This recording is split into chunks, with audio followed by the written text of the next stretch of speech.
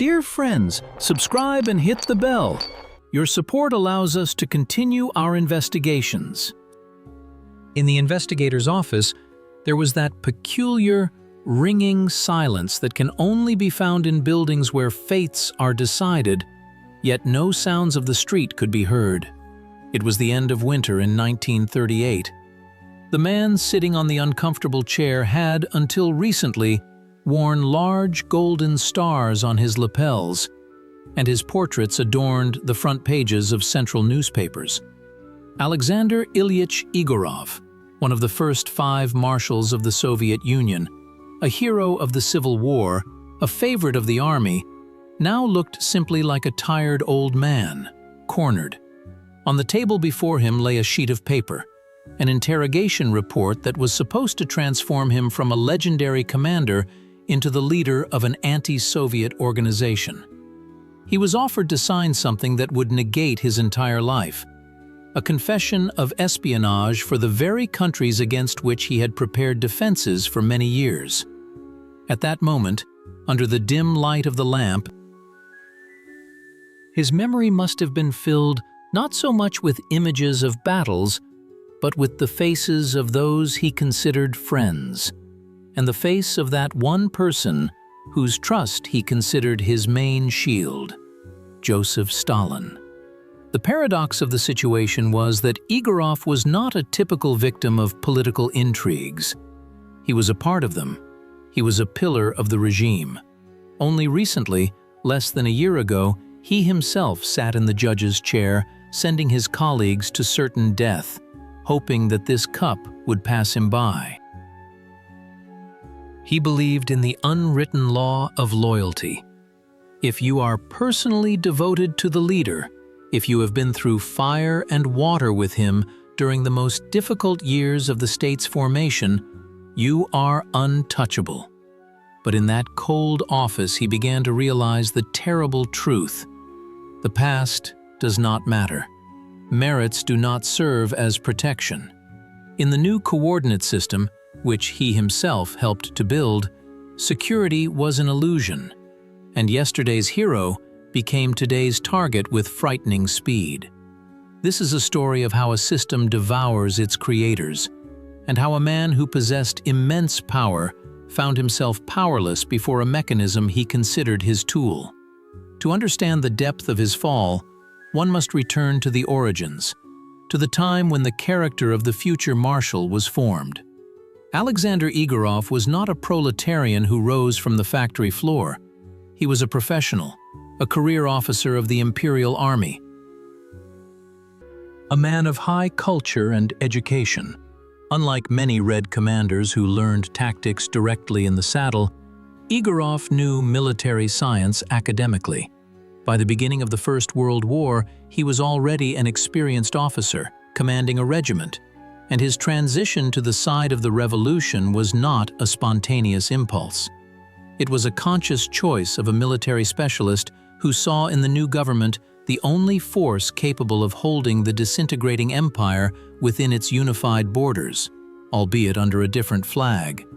It was then, in the chaos of the Civil War, that fate brought him together with the man who would determine his entire future life and its tragic end.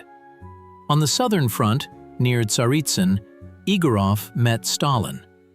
At that time, the future leader was just one of the political leaders, but their rapprochement occurred on the basis of a common rejection of the __0_ former Tsarist officers sent by Trotsky. Although Yegorov himself was such a __1_, he managed to find the key to Stalin's character. He demonstrated not just loyalty, but also a willingness to listen, a willingness to subordinate military strategy to political necessity. Where others argued and defended the purity of military art, Yegorov sought compromise. This flexibility, this ability to be convenient and understandable for the party leadership, became his main social elevator. The Soviet-Polish War of 1920 played a special role in their relationship. It was a campaign full of hopes and bitter disappointments. Yegorov commanded the Southwestern Front, where Stalin was a member of the Revolutionary Military Council. Their actions ran counter to the plans of Tukhachevsky, commander of the Western Front, who was striving for Warsaw. Disjointed actions, ambitions, and mistakes led to defeat. But it was this defeat that cemented the alliance between Yegorov and Stalin. They found themselves in the same boat, defending themselves against criticism from Moscow. Stalin remembered Yegorov was his man, a man you could go on reconnaissance with, who wouldn't betray you for a beautiful strategic maneuver. In the eyes of the future leader, Yegorov became a symbol of reliability, in contrast to the __1_ Tukhachevsky. After the war, Alexander Ilyich's career developed rapidly and brilliantly.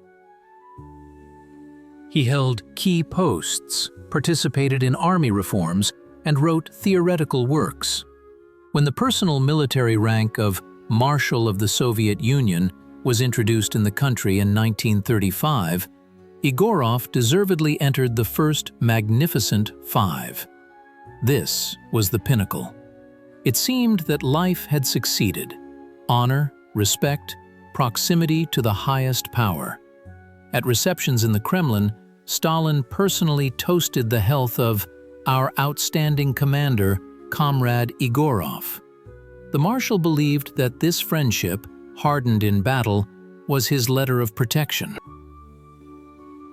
He did not notice, or did not want to notice, how the air in the country was changing, how clouds were gathering, and how the leader's suspicion was turning into paranoia.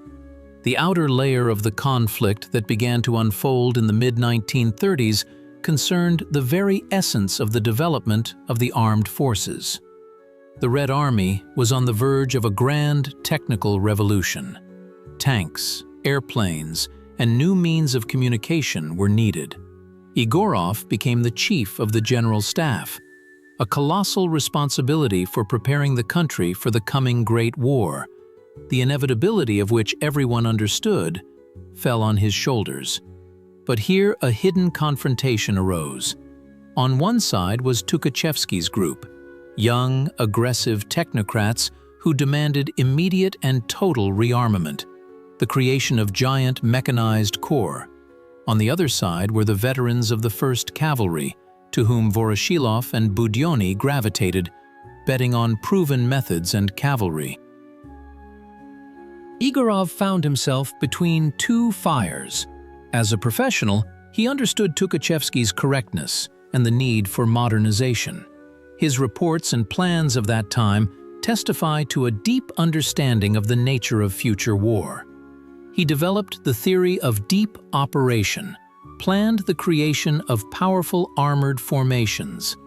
But as a courtier and a man who owed his position to Stalin, who at that moment supported the conservatives, he was forced to maneuver. He had to smooth out rough edges, seek compromises, often to the detriment of the cause. This external conflict, the struggle of ideas for army development, gradually grew into a struggle for survival. Any error in calculations, any delay in supplies, any unsuccessful maneuver in exercises could now be interpreted not as a professional blunder, but as sabotage. Whispers circulated in the corridors of the People's Commissariat of Defense. Tension grew every month. Yegorov saw how attitudes towards him were changing. If before his opinion was listened to unquestioningly, now every proposal he made was met with a cold, evaluating gaze from political commissars. He began to be reproached for insufficient Bolshevik intuition, for paying too much attention to staff culture and too little to the political education of soldiers. These were alarming signals, but the Marshal continued to believe that his personal relationship with Stalin was above these bureaucratic squabbles. He did not understand that, for the system, personal relationships had long become a resource that could and should be utilized if the interests of power demanded it.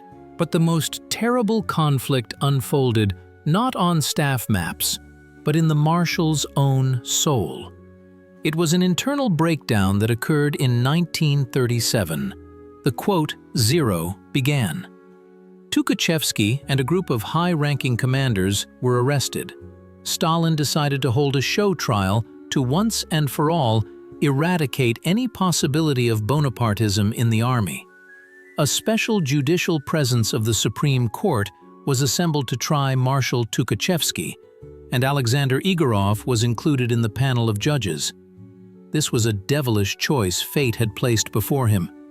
He was to judge a man with whom he had often argued, but whose talent he could not help but acknowledge. Moreover, they were colleagues. They had built this army together. Yegorov perfectly understood that the accusations of espionage and conspiracy against Tukhachevsky, Yakir, and Uborovich were flimsy. As a professional, he saw the absurdity of claims that these men worked for German intelligence. But he also understood something else. They expected not justice from him, but loyalty. His silence, his signature on the death sentence, was the price for his own life. In those days, those around him noticed how much Yegorov had deteriorated. He became withdrawn, gloomy, smoked heavily, and his face took on an earthy hue. An internal struggle tore him apart.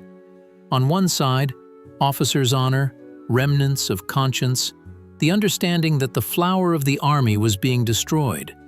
On the other, animal fear.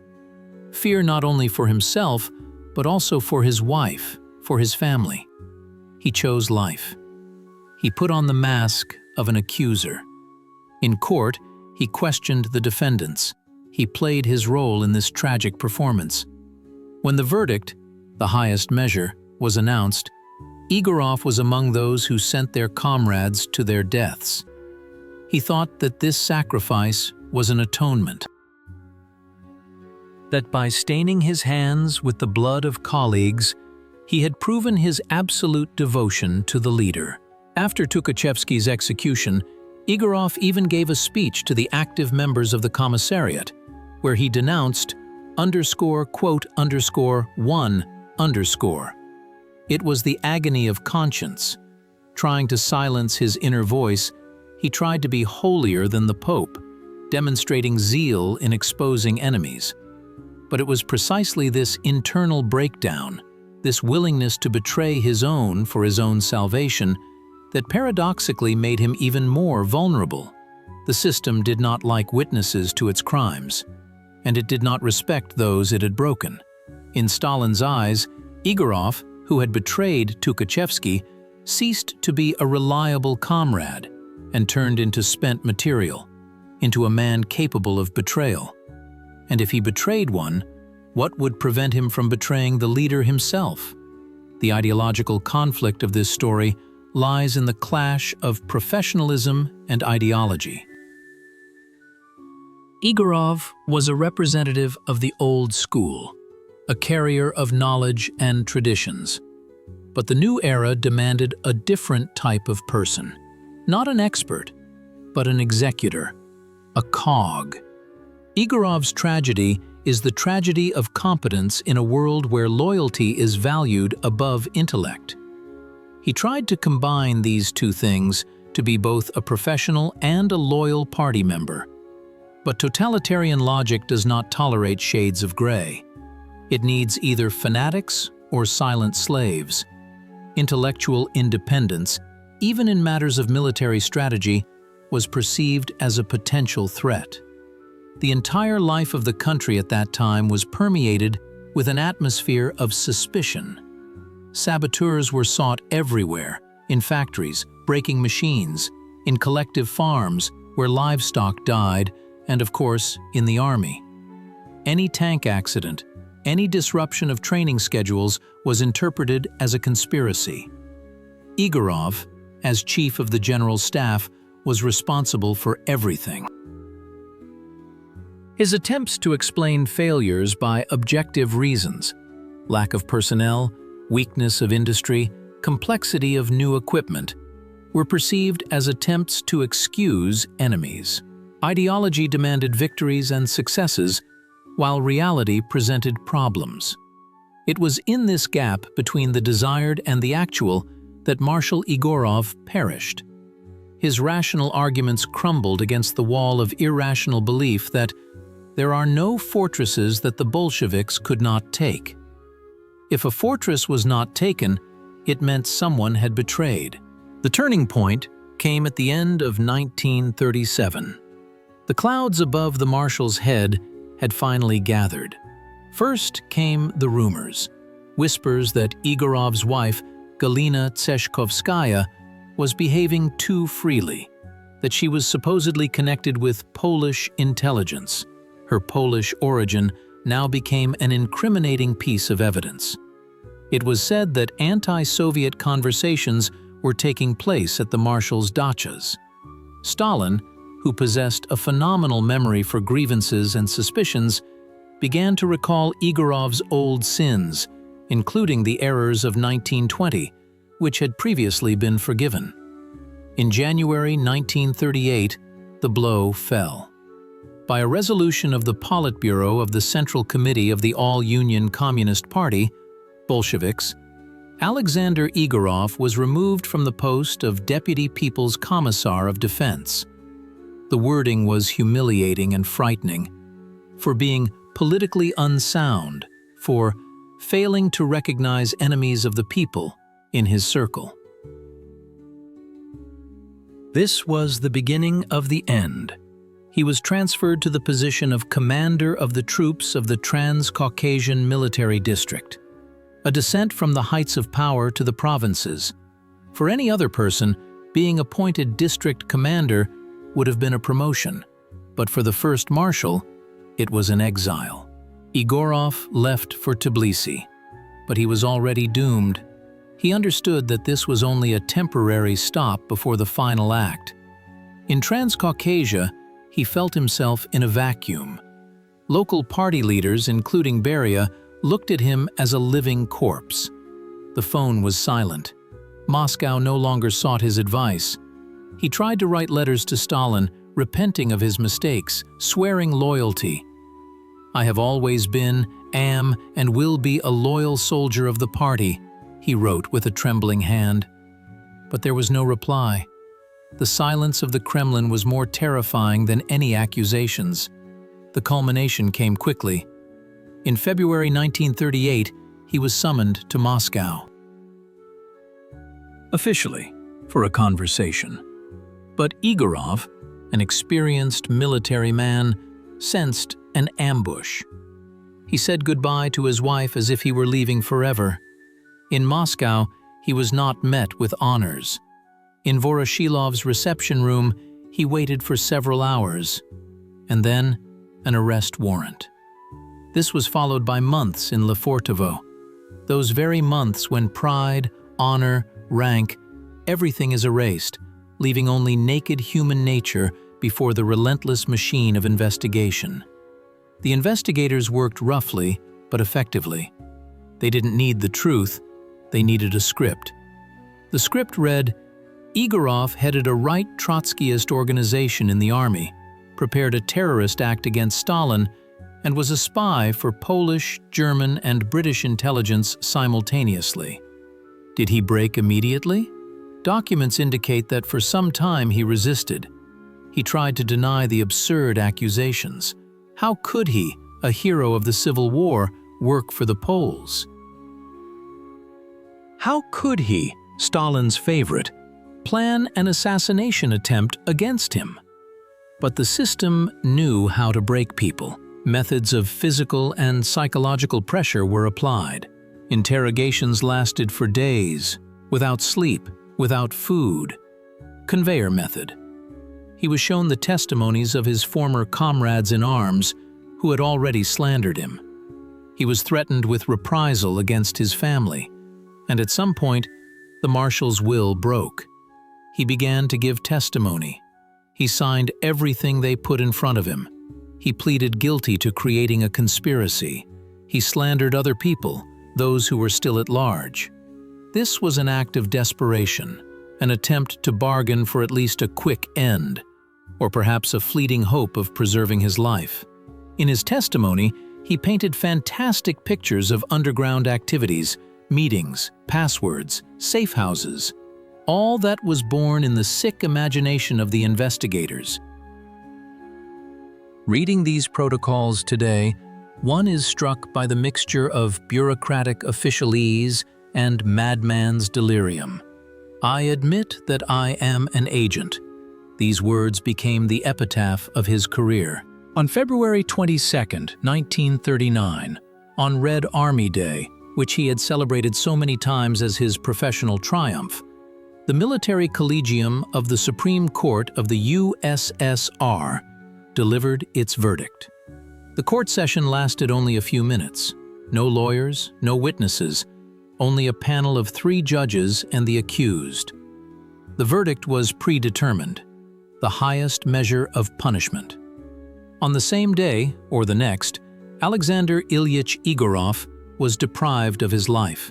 His body, like the bodies of many others, was cremated, and his ashes buried in a common grave at the Donskoy Cemetery. A grave of unclaimed ashes. That's how cynically it was called. His name was erased from history. Books he had written were removed from libraries. In photographs where he stood next to Stalin, his figure was meticulously retouched, painted over with ink, leaving an empty space or depicting a bush, a tree, another person. Of the 5 first marshals, only 2 remained in the famous photo: Voroshilov and Budyonny. Blucher, Tukhachevsky, and Yegorov disappeared, dissolved into oblivion, as if they had never existed. The Marshals' family also fell under the roller of repression. His wife was arrested and died in the camps. His daughter went through years of exile. The resonance of this story reaches us across decades, forcing us to reflect on the nature of power and human vulnerability. Yegorov's fate is a lesson in how dangerous it is to build one's security on personal devotion to a tyrant. It is a reminder that in a totalitarian system, there is no concept of merit. There is only current usefulness. As soon as a person ceases to be useful or becomes potentially dangerous, even in the leader's imagination, they are subject to disposal. But there is another, deeper lesson here. It is a lesson about compromising one's conscience. Yegorov tried to survive by playing by the system's rules. He turned a blind eye to injustice. He participated in the condemnation of innocents, hoping that this would save him. History cruelly mocked this strategy. The evil he allowed towards others boomeranged back at him. This is the eternal tragedy of conformism. When you feed the monster hoping it will eat you last, you only hasten your end. Today, when we look at the ceremonial portraits of the marshals of that era, we see not only the glitter of orders, but also the shadow of fear in their eyes. Yegorov was a talented military leader who made a real contribution to the creation of the army that would later win the Great Patriotic War. But his talent was crushed by the political meat grinder. His ideas, his developments were used by other people, often without attribution. The restoration of his good name occurred only years later, after Stalin's death, during the thaw. In 1956, he was posthumously rehabilitated. He was reinstated as Marshal. His name reappeared in encyclopedias. But life cannot be returned to a person. Concluding this story, let us mentally return to that investigator's office where we began. The Marshal signs the last page of the protocol. The pen scratches on the paper. Outside the window, a new day dawns, a day in which there is no longer a place for him. He puts down the pen. In this gesture is a capitulation not to an enemy on the battlefield, which would be understandable for an officer, but to the absurdity of his own country. He lost his main battle, the battle with time and circumstances. The story of Alexander Yegorov is not just the biography of one military man. It is the anatomy of an era where greatness and baseness, heroism and betrayal, triumph and tragedy were so intertwined that it is impossible to separate them. It is a reminder to all of us. History does not forgive faint-heartedness, but it is also ruthless to those who believe they can outsmart the system by becoming a part of it. 5 marshals in the photograph, 3 killed by their own. 2 survived, becoming shadows of the leader. And among these shadows, the ghost of Alexander Yegorov stands as the clearest example of how high one can soar and how terrifyingly one can fall when the ground gives way beneath one's feet at the whim of one man.